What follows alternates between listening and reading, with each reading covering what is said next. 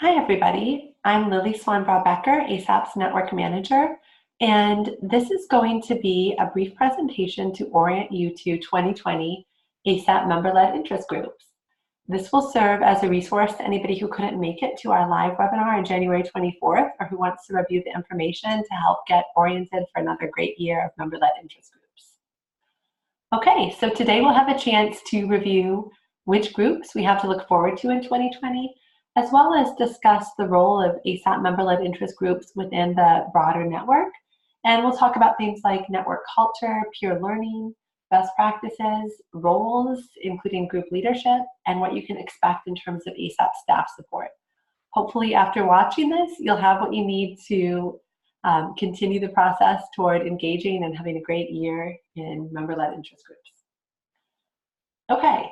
So just to frame the conversation before we talk about specific groups, what are member-led interest groups? Well, we like to say that they're really the heart of our network. These groups provide the infrastructure for peer learning and exchange, which is really what ESOP is all about. So members can connect with each other in these groups, they can advance the field, they can forge partnerships and collaborate and learn. Really, there's something for everybody in these groups, and they are what you make of them. So this year, we're going to be supporting 5 member-led interest groups. 2 of them are renewing groups that had their first years in 2019. So we can look forward to more wonderful webinars and conversations with Climate Migration and Managed Retreat in their second year. We're also going to have a continuation of Network and Networks, which is a group that supports coordinators and leaders of all adaptation networks. And in addition to those 2 renewing groups, we will have 3 new groups in 2020. So these groups are groups that were voted in by our members. We received 7 full group proposals, and that was after, I think, about 20 topics submitted. So it was great to see the types of topics that members are interested in discussing this year, and then which ideas actually made it all the way to an application. And also, I just want to do a quick shout out. Thanks so much to the members who voted. It was great to see that over 70 ESOP members voted on the 2020 group. So we know that these groups are really well representative of what our members want and are interested in this year. So in addition to Climate Migration and Managed Retreat and Network of Networks, which were voted in again, we're going to be having a policy practice group, which is going to be a group that's really going to serve as a resource for ESOP members to keep tabs on policy trends, to learn from each other, to have a sounding board for best practices, and maybe to set objectives that are more product-oriented as well for members who want to contribute toward a specific policy issue or topic, might have a chance to break off into subgroups. Again, these groups are new, so there's going to be a process of setting objectives and determining the course forward for the year, but it's I think this group is going to be a great resource for members to engage in policy and learn more about policy trends in the adaptation field. There's also going to be the Good Grief Network Personal Resilience Process Group. So this is a group that I actually submitted the application for and will be co-facilitating. It's kind of a next step from Personal Resilience, which was an ESOP member group in 2019. This group is going to be narrowing down and focusing on a specific framework developed by the Good Grief Network. They've laid out a 10-step framework for advancing and increasing personal resilience in light of all of the ecological and climate despair that we're all faced with as adaptation professionals. So there's 10 steps that we're going to be working through together and having facilitated conversations around. So it's going to be a great place to meet other practitioners, get support, and advance and enhance your own personal resilience. There is also going to be a group focused on social cohesion and climate resilience. And this is a group that we're actually still recruiting leaders for. So if you're interested in taking a leadership role in this group, we're looking for that. The idea behind this group is really to measure the knowledge and the state of practice of social cohesion and resilience. So first, to look at how much of a relationship is there between social cohesion and climate resilience? What is the state of literature on that idea, both academic and gray literature? And then what is the state of practice, if any? How many communities are actually forming and advancing policies that are aimed at increasing social cohesion to further climate resilience? And is that an idea that is already being practiced? And if not, what are some next steps? So I think it's a really exciting idea and could be taken in a lot of different really compelling directions. So that's just a little snapshot of what there is to look forward to in the coming year. Now I just want to focus a little bit more on how member-led interest groups overall fit into the ASAP mission and the ASAP network-centric approach. So as a reminder, most of you probably all know that our mission at ASAP is to connect and support adaptation professionals to advance innovation and excellence in the climate adaptation field, right? So this is a mission that we're passionate about, and member-led interest groups are, the reason I say they're the heart of the network is they really are, they speak to the core elements of that mission of connecting and supporting our members.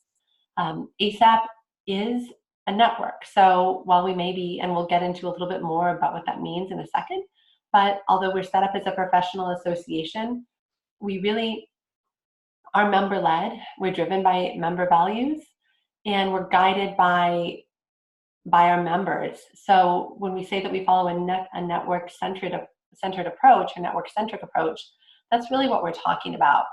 And I just want to dig in a little bit more to collective action models to touch on what makes a network different.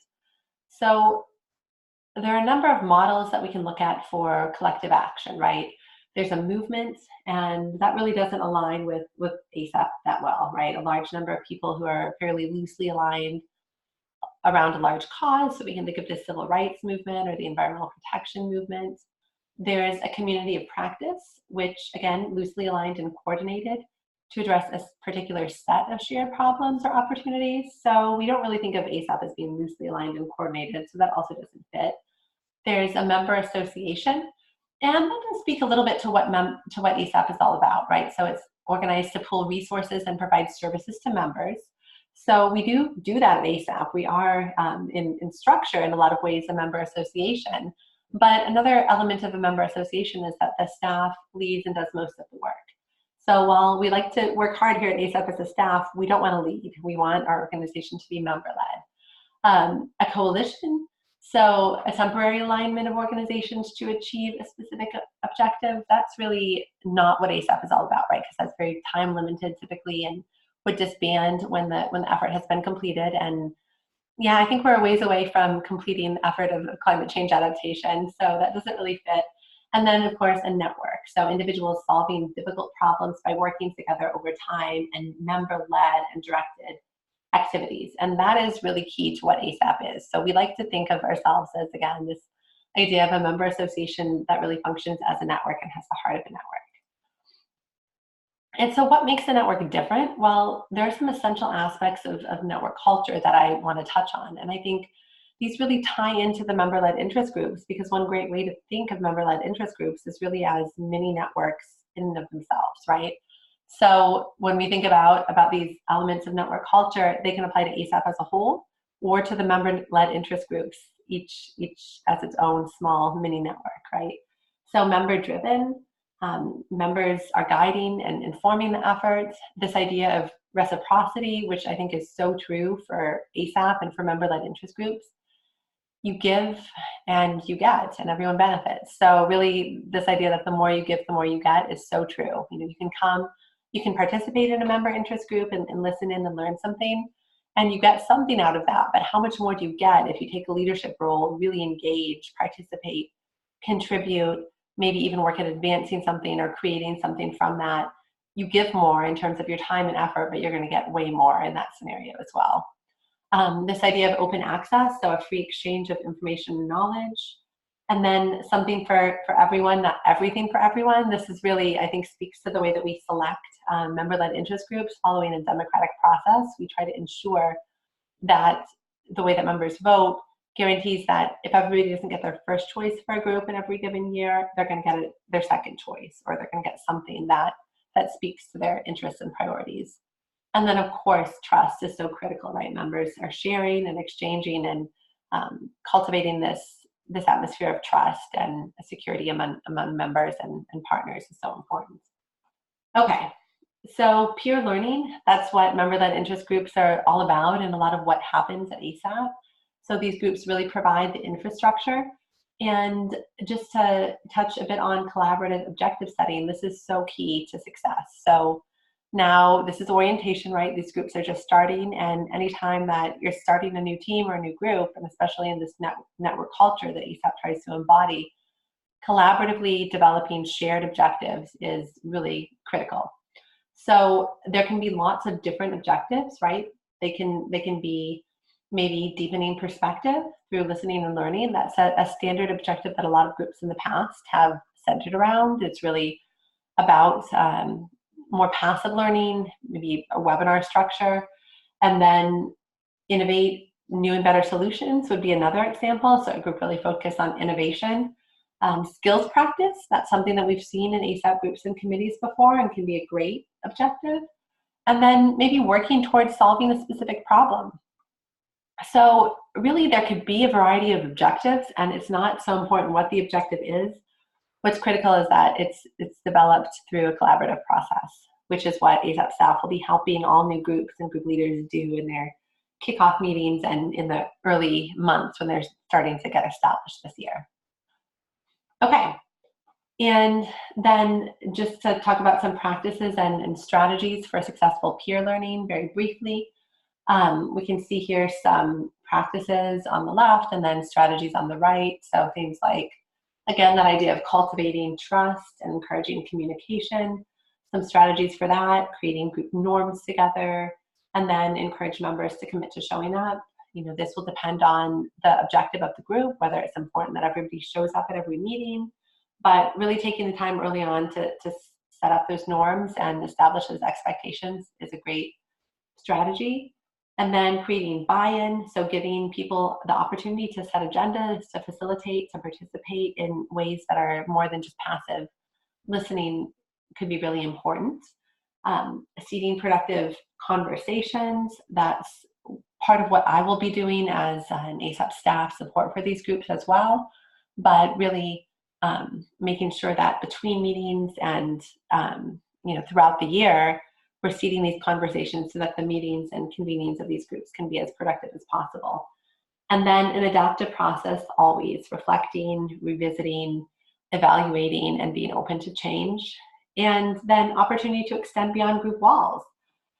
We have a kind of standard policy that we encourage anyone to attend a member-led interest group once to check it out, whether or not they're an ESOP member. So somebody does not have to be a member to try group once. After that point, we do ask that they join, but we really do want to share more about what these groups are doing outside of the ESOP network. So always looking for opportunities to create materials that we can share within the network and beyond the network is great. Okay, so now I want to shift from peer learning to roles in networks and in member-led interest groups, which we're thinking of as mini networks for the purposes of this orientation, right? So in a network, there are a lot of different roles. And as a network manager, these different roles and areas really define my whole job description. And I think it's really interesting to look at in terms of thinking about member-led interest groups, because there really is room for all of these pieces, right? So there are the roles of building the network, the idea of a connector, who is bringing different voices together and developing unidentified or unknown aspects of the network and strengthening them, seeing who might be missing from the table and what's needed to strengthen the network. And then a guardian who's really responsible for leading processes and putting systems in place for tracking and support and communication and all of those key infrastructure bits and pieces that are needed to have the network be running smoothly. And then the roles that center around facilitating network action. So a facilitator, right, to convene members and focus the network, to coordinate and to organize action, and the role of a project manager to catalyze ideas into action by providing framework that gets things done, coaches members on how to work together, and coordinates projects in a transparent way. So really, I think this is a useful thing to think about. Groups, and we're going to talk more about specific group roles and what's kind of required in a second, but there's room for all of these pieces in member-led interest groups. So I would encourage you to refer back to this and think about the different types of roles that might benefit your group. It might look a little different for every group, but the main takeaway here is that there's more than just group leader and group member. There are a lot of different roles that can be filled. So in terms then of guidelines and what's actually needed and required from ESOP's perspective to run a group, there is a group leader, right? So we do ask that you choose at least one leader who will be a point of contact for the group and responsible for liaising with ESOP staff. And then deciding on a leadership project selection process that offers opportunities for others to step up if they're interested. So those are the basic requirements. I would highly, highly, highly suggest forming a 2 to 3 person leadership team. Based on what we've seen in past groups, it is just a wonderful way to encourage engagement in the group and spread the weight and the work of being a group leader. And I think it's really effective to have a strong team. If you go for a bigger team of 5 or 6 leaders, sometimes it's hard for all the leaders to stay equally engaged. And if it's just one person, it's a lot for one person to do. And even if one person really has the time and energy to do it, which is totally possible and great, it's wonderful to get the perspective of another person or person. So I would strongly suggest forming that team. And then, as that's happening, it's a great idea to really explicitly define the responsibilities for each leader, right? So who's going to do what, who's going to connect with ESOP staff, who's going to coordinate the meetings, who's going to take notes, who's going to facilitate, and is that going to change over time? So some groups use a process where they rotate and one person is responsible for every other, every third meeting, and some groups might have more defined roles throughout the whole year. ESOP staff support. So again, this can take lots of different forms, and I'll touch more on that in a second. But just like our basic requirements for ESOP members for group leadership and group roles, there are some base elements of ESOP staff support that you can count on as a group leader or participant in 2020 member-led interest group. So you will have a dedicated ESOP staff point of contact. That's me, network manager. I'll be working with you to help get the groups up and running and supporting the groups throughout the year. And I can contribute about 7 hours a month for each group. So that will take the form of definitely some basic administrative support. I'll handle a group roster and attendance records. I'll document monthly meetings in terms of making sure that notes and recordings of webinars, which is something we like to do if appropriate, are shared in a group shared file sharing space, and then provide access to our cloud storage space for documents, and then of course tech support. So you're guaranteed the use of our Zoom platform, and I'll always be on the calls for any backup on tech and making sure everything's working smoothly there. Now, in addition to those areas, just like in those network weaver roles, there are a lot of different ways that a person can contribute to the group. I also want to share that there are a lot of different ways that ESOP can help get your group up and running and provide support. So sometimes that takes the form of administrative and logistical support. A lot of that will happen, it just needs to, and so that was a lot of what I just outlined in the basic support elements. But there are also opportunities that I can provide to facilitate connections both across groups and in terms of connecting your group to speakers and experts and outside sources. There's helping with group leadership if your leadership team wants help in planning and setting objectives and looking at strategies for group leadership. I can definitely help there. And then opportunity and advancement, including things like looking for potential avenues to take the group to a production-focused group, looking at funding opportunities, looking at what types of projects might be out there, and helping the group think about shifting their focus from maybe starting as a more passive learning and exchange group to going to a different level and advancing in a new direction. Okay, so just to touch on some nuts and bolts before we wrap up today, we are going to be introducing a new process to sign up for groups. Of course, whenever you need or want, you can always contact me or your group leader for support if you're interested in being added to a group invite. We're going to be scheduling kickoff calls and getting all of the new groups on the ESOP calendar, which is public and you can subscribe to.